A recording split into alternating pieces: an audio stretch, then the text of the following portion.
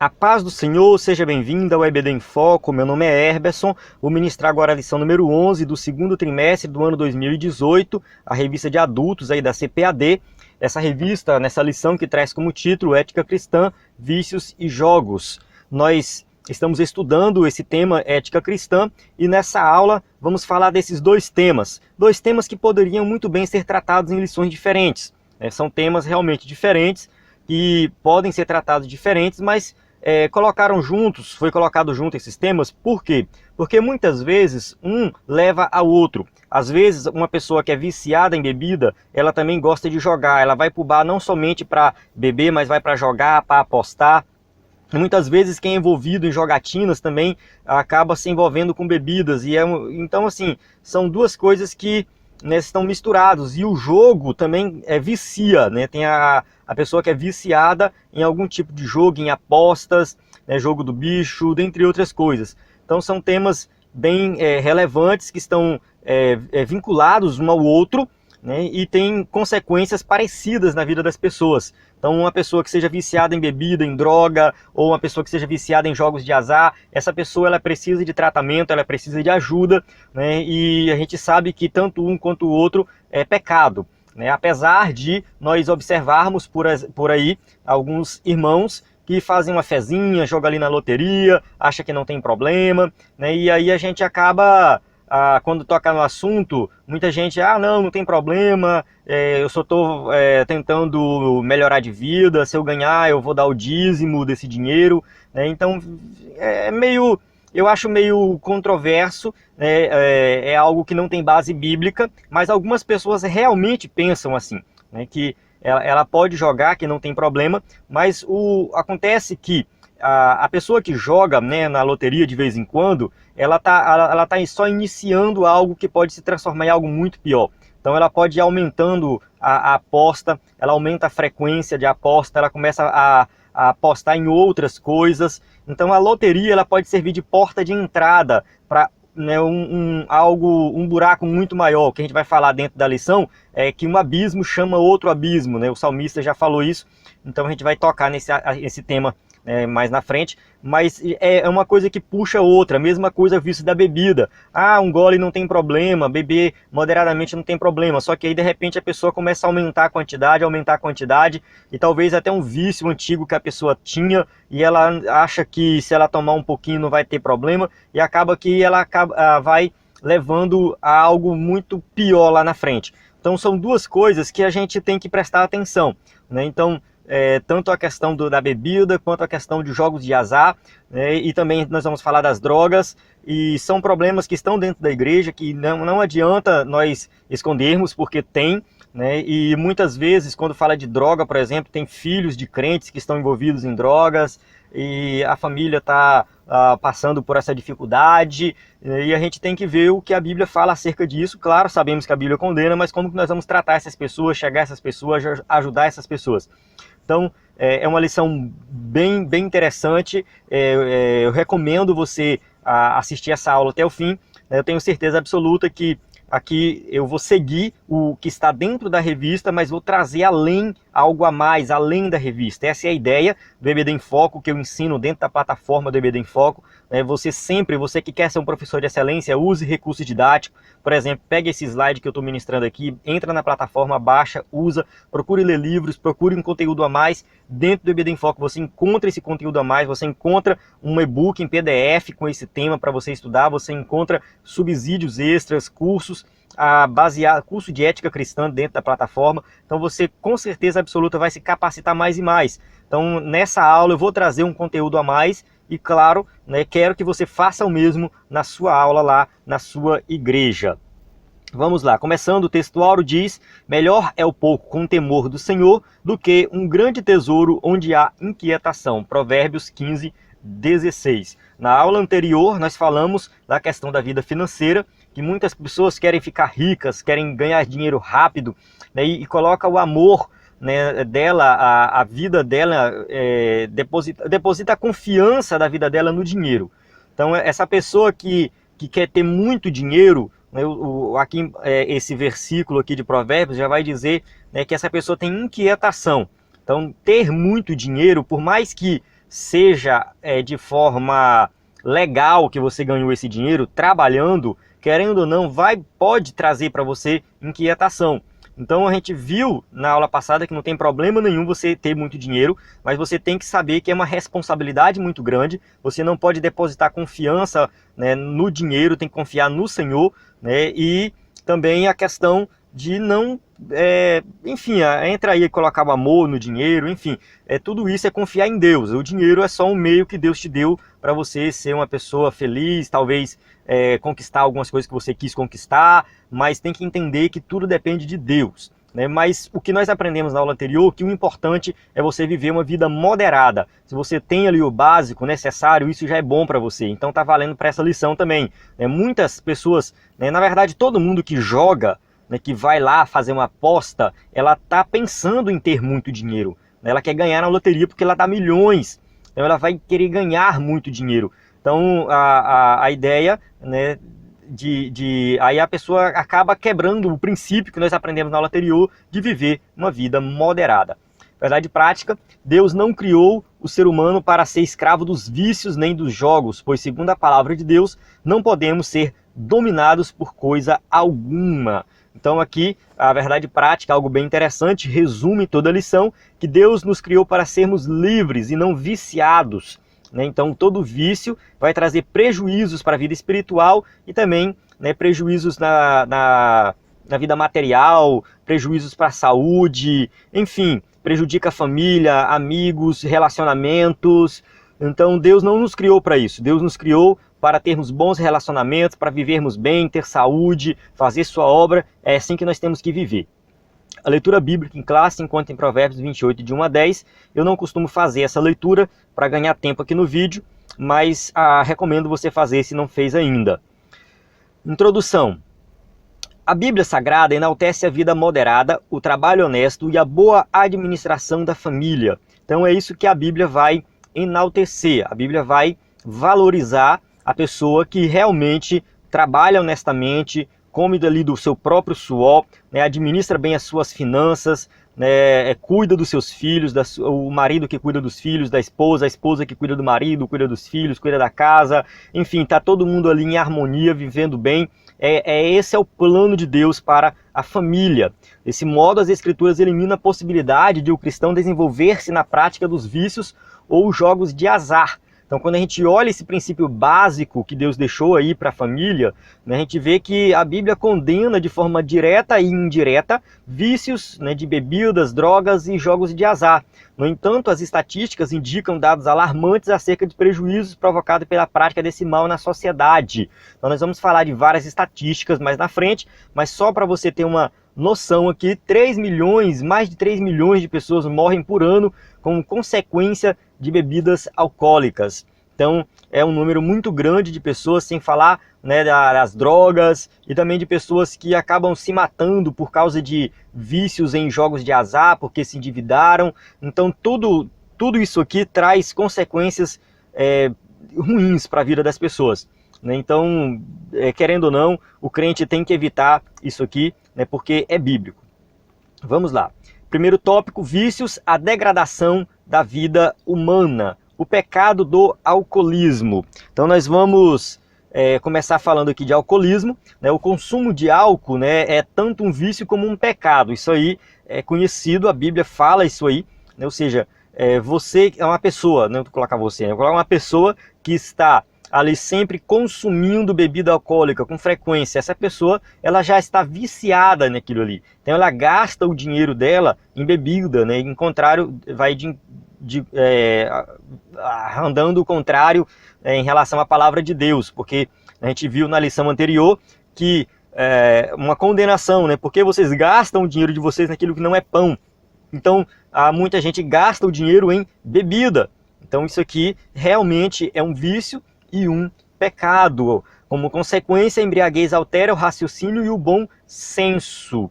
A gente vale ressaltar que não tem uma condenação na Bíblia com relação a você ingerir bebidas alcoólicas. Não beba nenhum tipo de bebida alcoólica. Você não vai encontrar uma condenação assim de forma direta, né?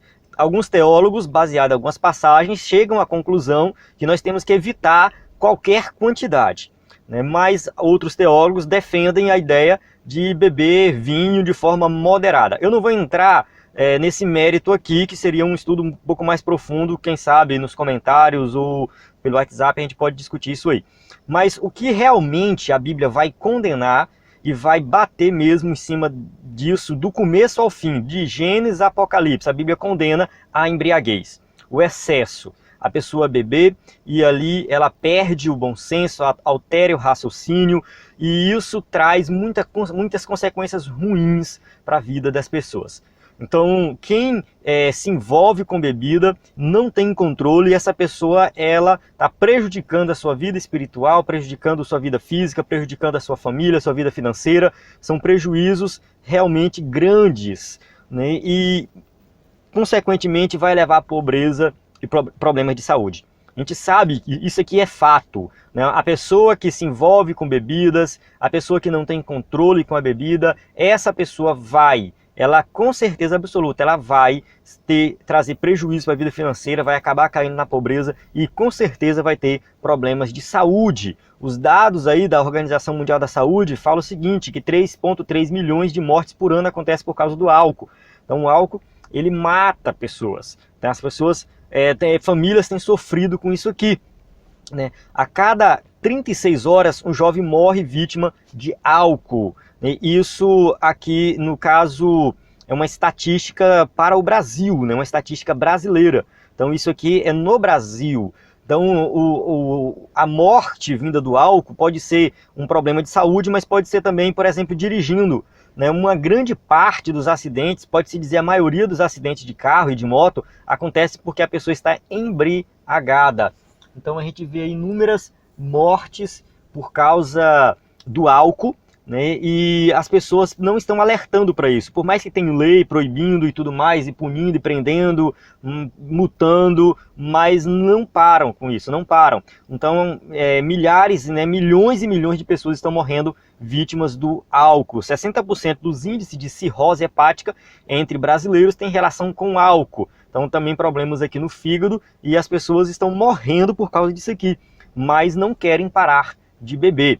Diante desses fatos, a igreja deve posicionar-se contra o alcoolismo e trabalhar na prevenção do vício. Então a igreja também não pode se fechar ali entre quatro paredes, e isso não é problema meu, a pessoa sabe que é errado, ela sabe que vai ter prejuízo, ela sabe que vai ter consequências ruins, e então ela é consciente disso e ela se vira para lá. Não, a igreja também tem que conscientizar as pessoas e também ir atrás dessas pessoas, né? Porque o problema ele é de ordem espiritual, ordem médica e ordem psicológica. A gente tem que entender o seguinte, que muitas vezes uma pessoa que está viciada no álcool, ela não precisa somente de oração. A gente vai lá, ora pela pessoa.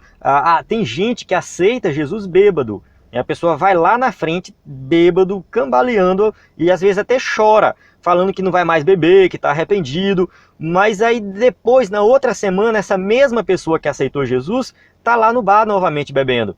E aí o que aconteceu? O que a igreja fez por essa pessoa? Nós oramos por ele, mas mesmo assim ele não quis. Tem que entender que essa pessoa está fora de si, ela está viciada. Ela tem um vício, então ela precisa de ajuda médica, ela precisa de ajuda psicológica. Muitas vezes a gente reluta com relação a levar no psicólogo. Não, porque é coisa do diabo, é libertação. Claro, irmãos, envolve libertação espiritual, envolve, mas também não custa nada, né, levar a pessoa no médico, no psicólogo, porque às vezes o problema é psicológico, a pessoa está entrando em depressão, tem outras coisas envolvidas ali.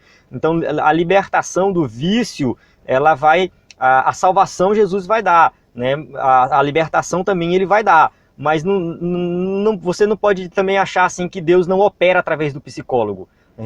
Deus opera através do médico. Então às vezes Deus está curando a pessoa usando o psicólogo. Tem gente que é contra, mas eu sou totalmente a favor da pessoa que está passando por um problema assim de vício, que seja qual for o vício, seja vício em droga, em bebida, em cigarro, ou seja pornografia, seja qual for o vício, a pessoa pode sim procurar um psicólogo, ela deve procurar um psicólogo. Ela vai procurar ajuda espiritual, mas ela também procura ajuda médica.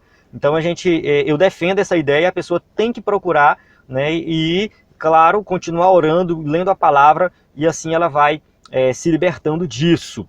Infelizmente, muitas pessoas fazem o uso de bebida alcoólica como um meio de fugir dos problemas.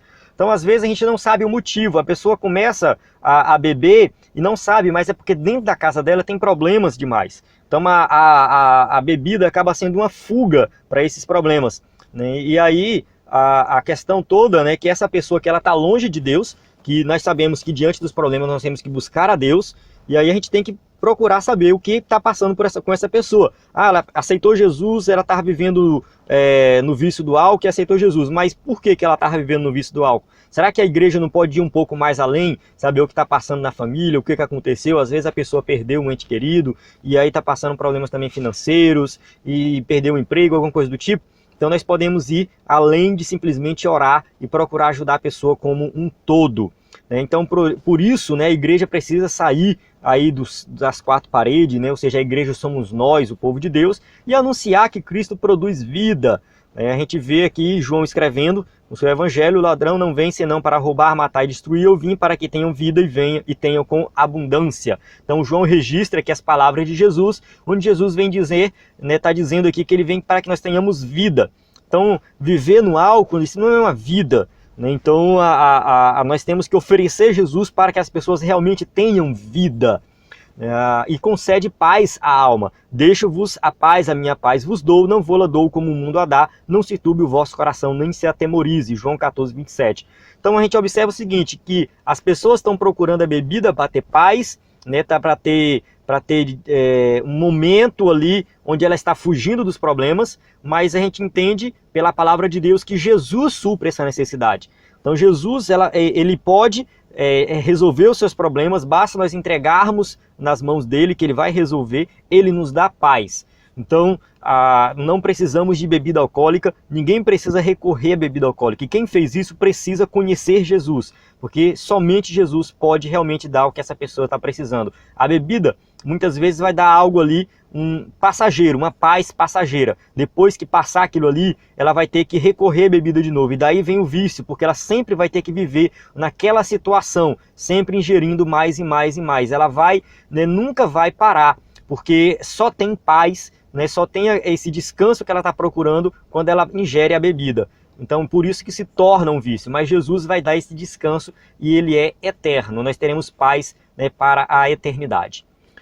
A escravidão das drogas. Vamos falar agora aqui das drogas. As drogas são substâncias químicas que provocam alterações no organismo. Então, nós temos aqui uma imagem com várias drogas, né, e sabemos que nós temos um problema muito sério no nosso país com relação a drogas.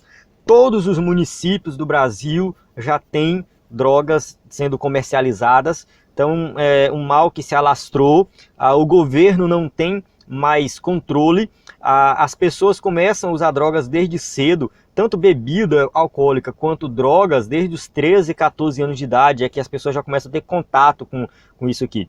Então, é um problema sério. Os nossos adolescentes, as nossas crianças estão aí sujeitas a se envolver com isso. A gente tem que ter cuidado, tem que tomar muito cuidado. Quem é pai de jovem, adolescente, tem que procurar saber o que o filho está fazendo na escola, andando com os amigos que ele está andando, porque realmente a oferta vai acontecer.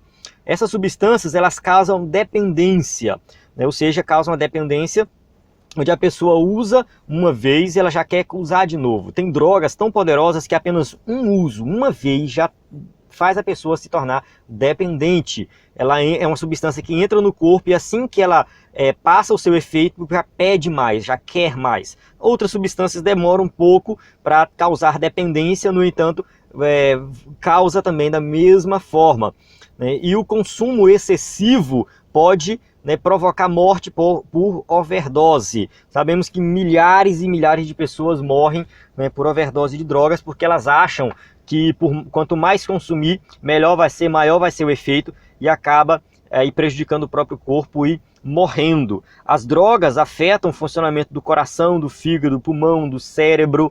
Então todos os órgãos do corpo humano vão ser afetados, né, pelas drogas. E isso é fato, são pesquisas comprovadas. As pessoas que que usam drogas, né, a questão do cérebro é bem interessante, né, que essas pessoas realmente elas são um pouco mais lentas, têm um raciocínio um pouco mais lento. Essas pessoas que sempre estão usando droga, usar só uma vez já começa a prejudicar, né? Elas têm dificuldade de relacionamento, são pessoas que não conseguem se concentrar por muito tempo em uma única tarefa. Então, por isso que a pessoa que é viciada, ela não consegue conviver em sociedade. Ela vai para a rua, ela vai viver entre outros drogados. Muito difícil alguém usar uma droga e ficar normal, viver uma vida normal. Tem pessoas por aí que falam assim, não, eu posso usar e viver uma vida normal. Ela não vai viver, ela vai ter algum prejuízo com isso aí. As drogas ilícitas mais comuns são a maconha. A maconha é uma droga bem comum, talvez a mais comum, e por aí existe um movimento, né, falando da liberação da maconha, que a maconha prejudica menos do que o cigarro, né, o cigarro é pior do que a maconha, e de fato é. E realmente o cigarro ele tem tanta substância química nele que acaba sendo muito mais prejudicial para a saúde do que a maconha. O problema todo é que a maconha ela é porta de entrada para outras drogas. A pessoa começa com a maconha para depois ir para as outras drogas mais pesadas. Então, quando as pessoas falam assim, vamos liberar a maconha, faz aquelas passeatas pedindo para liberar a maconha, usando esse argumento de que o cigarro é pior do que a maconha, então tem que liberar a maconha, não está fazendo uma coisa boa, porque só vai servir para as pessoas começarem a experimentar drogas mais pesadas. Então, é muito difícil alguém começar a usar uma droga muito pesada de início. Ela começa com a maconha, que é mais leve e tal, e aí depois ela vai para outras drogas mais pesadas. E os países que liberaram a maconha não observaram uma diminuição no tráfico, não observaram uma diminuição, né, no número de usuários de droga, na verdade aumentou. Então, a liberação da maconha não diminui o número de usuários, na verdade aumenta o número de usuários e aumenta o tráfico de drogas, porque a cocaína é pior do que a maconha. Então, é uma droga um pouco mais pesada, um pouco bem mais pior. O crack, que é um fruto da cocaína, parece que mistura cocaína com bicarbonato de sódio e coloca água, esquenta. Eu não sei qual é o processo, mas é mais ou menos nesse rumo aí, né, dá uns estalos lá, por isso que vem o nome crack, né? Ele é mais barato, parece que é mais acessível, uma coisa assim, mas também é altamente viciante, né? E o êxtase, que é uma droga produzida em laboratório. Então também a pessoa toma um comprimido desse aqui e ela começa a ter alucinações e viajar e tudo mais, e traz uma sensação muito boa, né, para a pessoa, boa entre aspas, né? Porque no final das contas aquilo está prejudicando o seu corpo e está trazendo uma dependência química e ela não consegue mais parar. E aí começa a vender tudo que tem. Então todo tipo de droga ela vai trazer uma dependência e traz problemas para a saúde da pessoa, problemas de relacionamento e também problema financeiro, porque é muito caro. A droga é algo muito caro.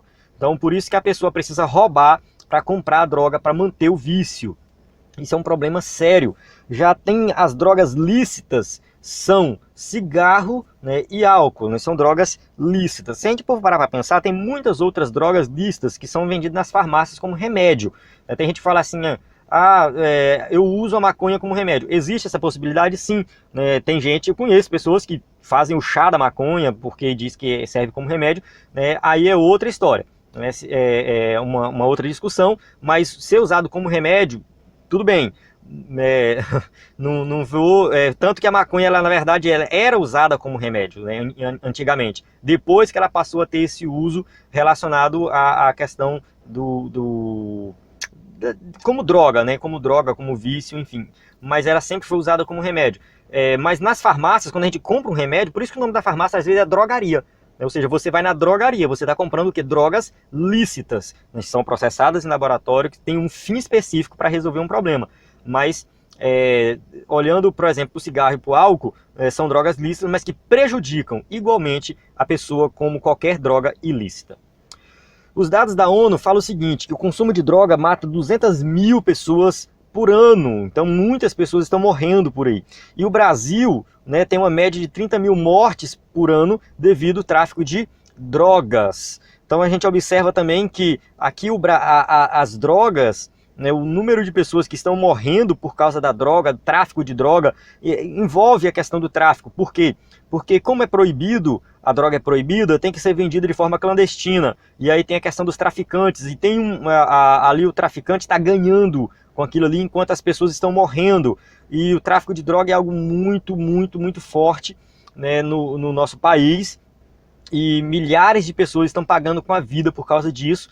E, enfim, esse argumento de que a liberação vai ajudar é mentira, né? Só vai prejudicar mais ainda. E o que tem que ser feito é, na verdade, ter políticas um pouco mais eficazes com relação ao combate ao tráfico de drogas. Então, os nossos políticos, né, na verdade, os nossos governantes, eles têm que, a gente vai falar disso na próxima aula, né, mas eles têm que começar a criar um pouco mais de estratégias, colocar assim, para combater o tráfico de drogas, porque são milhares de pessoas que estão pagando com a vida por causa disso. As pessoas que usam drogas, principalmente para alterar, né, o espírito em busca de paz. Na mesma forma que eu falei lá da questão do álcool, né, elas estão buscando paz interior.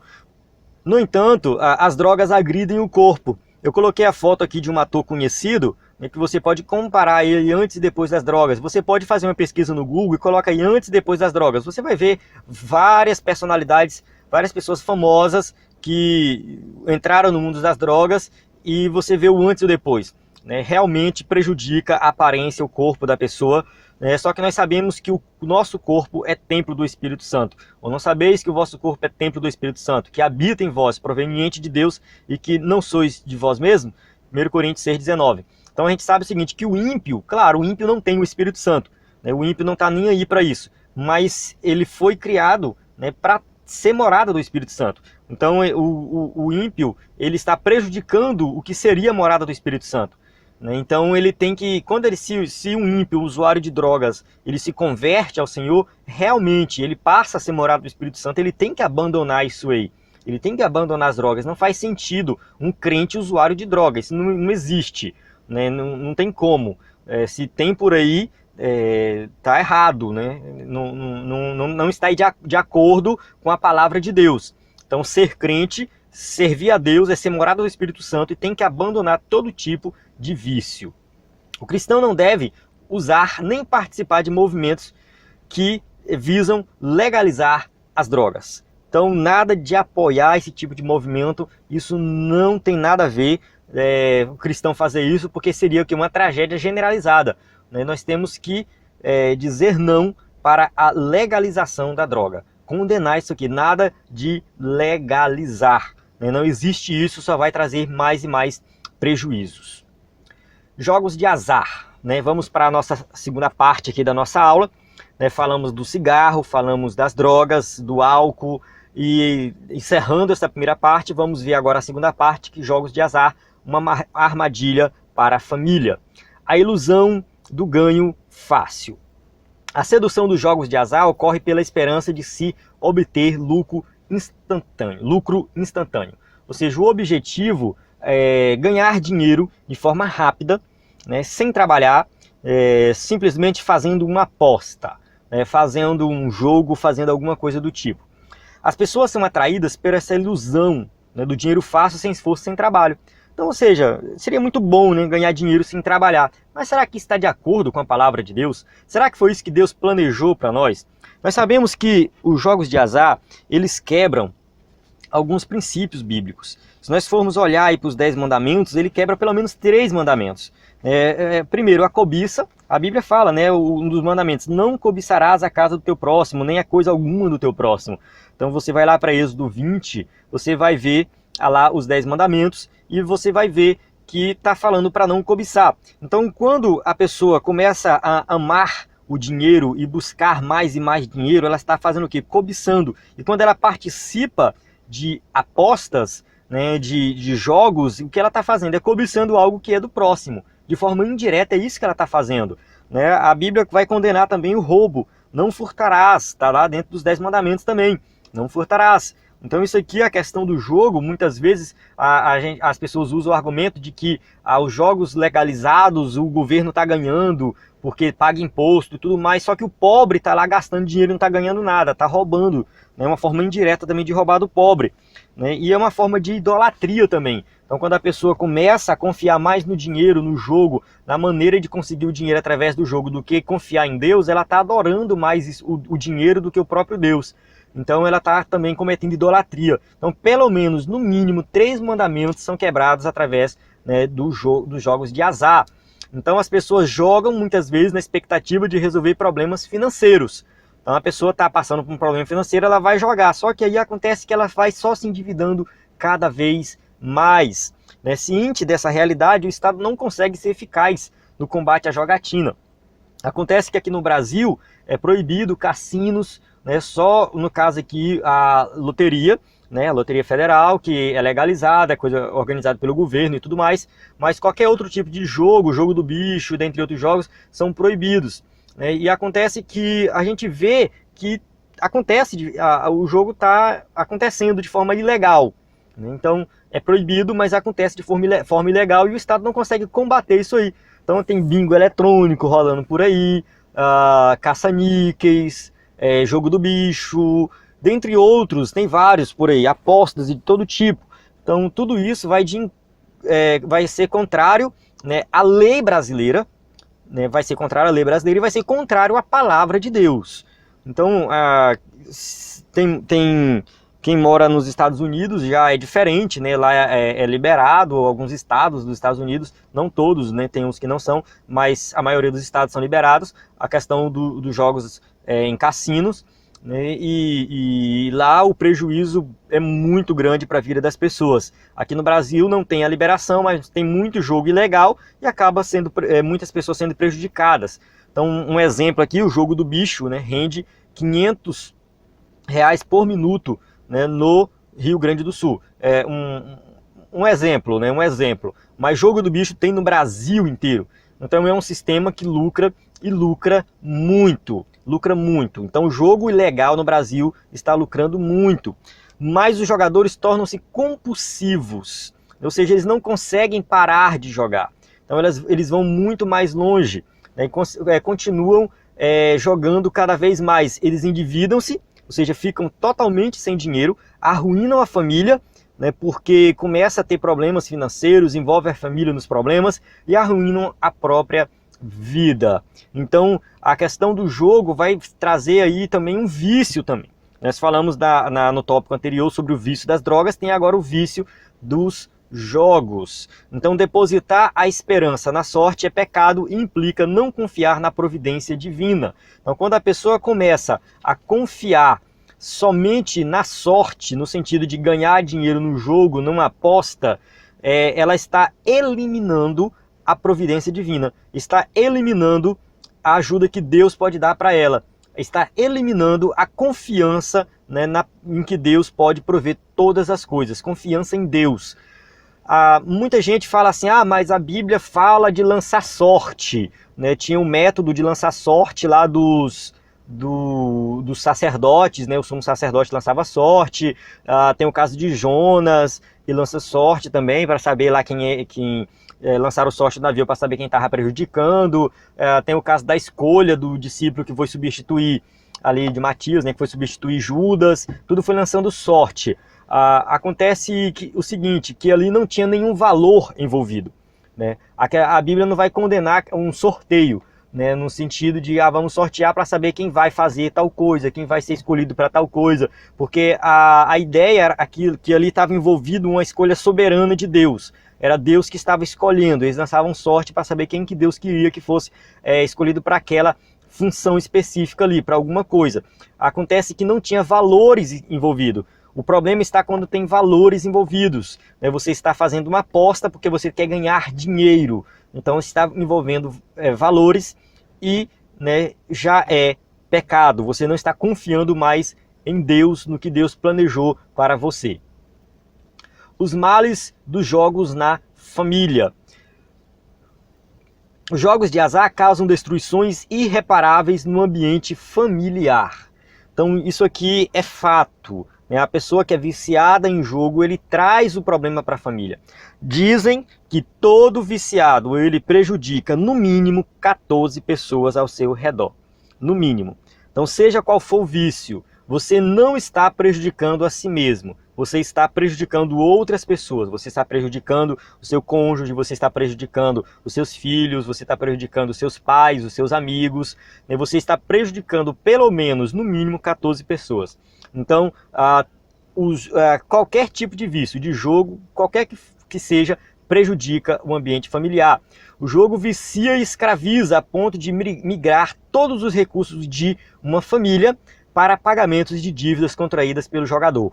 Então acontece muitas vezes de o jogador pegar o dinheiro da família, que era para ser usado para o bem da família, e levar para o jogo, para pagar dívidas. Esses jogos fomentam a preguiça, ou seja, a pessoa que está ali na expectativa de ganhar um jogo, ela se torna uma pessoa preguiçosa. É uma pessoa que não quer trabalhar, ela está confiando que ela vai ganhar dinheiro através do jogo. Então ela não trabalha, pronto. Não vai trabalhar porque ela vai ganhar um jogo, ela sempre tem a expectativa de ganhar. Às vezes até ganha, só que aí não para, continua jogando e acaba perdendo tudo que ganhou e perde muito mais. Então a preguiça, né, vai ser fomentada, incentivada com os jogos de azar. Corrupção, né, acontece corrupção, com certeza absoluta.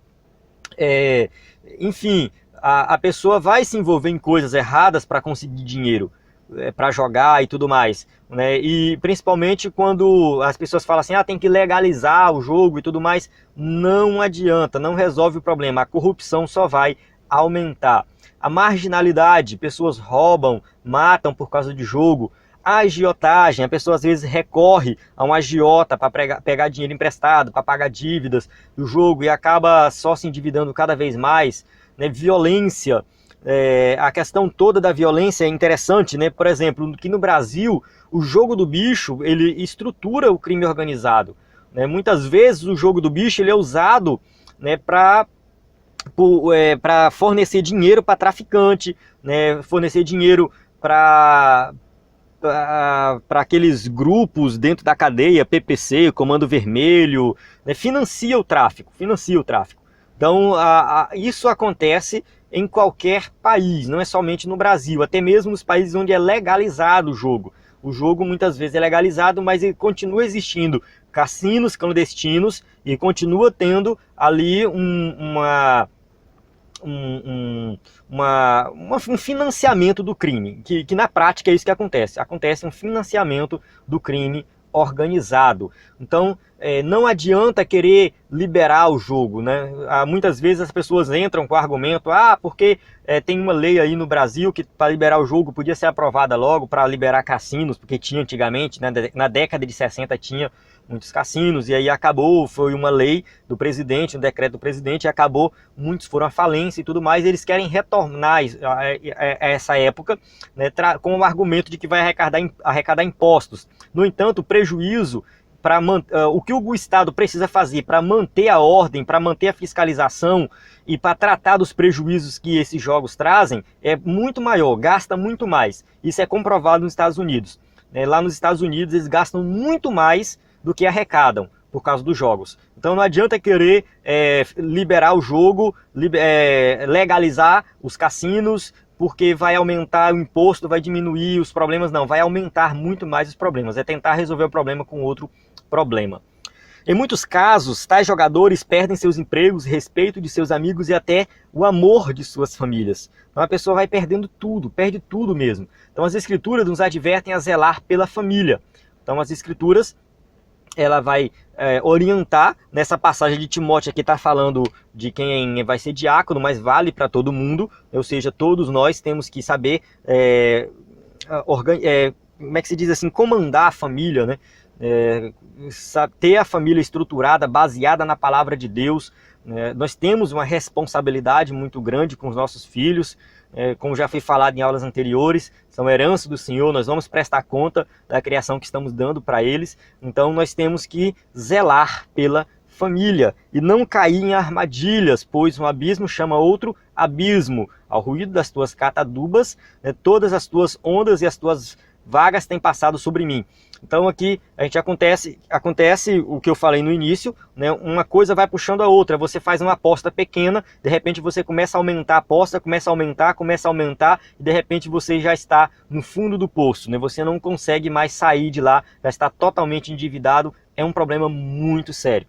Então muitas pessoas entram nesse caminho, né, e acabam depois até cometendo suicídio. É o que a gente vai falar agora no próximo subtópico, que são as consequências para a família. Os jogos de azar causam dependência psíquica, ou seja, é um tipo de dependência, a pessoa se torna viciada, né? Álcool, cigarro e as demais drogas causam dependência química. Então são dois tipos de dependência, mas os dois precisam de ajuda, né? Os dois são viciados, são dois tipos de vícios diferentes. Quando em crise de abstinência, o jogador sofre com tremores, náuseas, depressão e graves problemas cardíacos. Então, quando a pessoa que é viciada em jogo e ela fica sem jogar um tempo, ela começa a ter problemas, ela começa a externar essa abstinência através de tremores, náuseas e tudo mais. 80% dos viciados em jogo de azar relatam algum tipo de ideação suicida. É uma consequência, como eu falei anteriormente, muitos querem se matar. Por quê? Porque chegam a um ponto de estar tão endividado que fica com vergonha, não quer dividir o problema com outras pessoas, com a família, e a saída acaba sendo o suicídio. Muitas vezes não tem quando acontece de alguém se matar, e aí a família fica, eu não sei o que aconteceu, ele não tinha nada de errado, não tinha nenhum problema, parecia ser uma pessoa normal, né? Talvez... não é todo o caso, mas talvez a pessoa estava jogando, escondido, apostando, perdeu muito dinheiro, estava com vergonha de falar e se matou. Então a família não sabe de nada. Os jogadores compulsivos tendem a desenvolver doenças psiquiátricas. Então muitos, né, acabam se afundando tanto na questão do vício do jogo que acaba se tornando loucos, realmente, literalmente loucos. Maltratar o próprio corpo é insensatez e afronta contra o dom da vida otorgado por Deus. Então a gente entende aqui que qualquer tipo de vício vai prejudicar o corpo, né? E nós sabemos que o nosso corpo tem que ser usado para adoração a Deus, porque nunca ninguém odiou a sua própria carne, antes alimenta e sustenta, como também o Senhor a igreja, Efésios 5:29. Então a pessoa tem que amar a si mesmo, né? A Bíblia diz, amai o próximo como a si mesmo. Então entendendo que amar a si mesmo também é um mandamento. Então quando a pessoa ela prejudica a sua vida, o seu corpo, através de vícios, jogos, bebidas, cigarro, tudo isso está quebrando o mandamento divino de amar a si mesmo. Terceiro tópico, vivamos uma vida sóbria, honesta e fiel a Deus. A bênção da sobriedade. A palavra grega, nefálios, ela se refere à sobriedade em relação ao consumo de bebidas alcoólicas. Ao contrário do embriagado, né, a palavra sóbria, né, a pessoa sóbria é uma pessoa que tem a capacidade de discernir.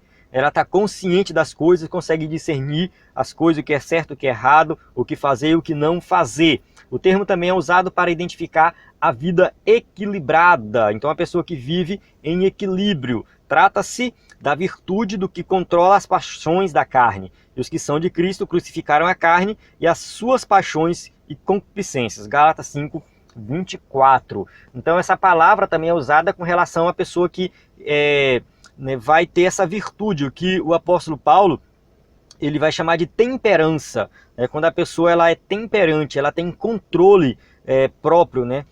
Desse modo, a sobriedade ela vai abranger o comportamento moderado. Então a pessoa que tem realmente o comportamento moderado, a mente sã, o bom juízo e a prudência. Então juntando tudo isso aqui, classifica uma pessoa sóbria. Então uma pessoa que está num vício, que seja na bebida, que seja na droga, será que essa pessoa ela está sóbria? Ela tem isso aqui? Ela tem um comportamento moderado? Ela tem uma mente sã, um bom juízo, prudência? Não, né? Não tem.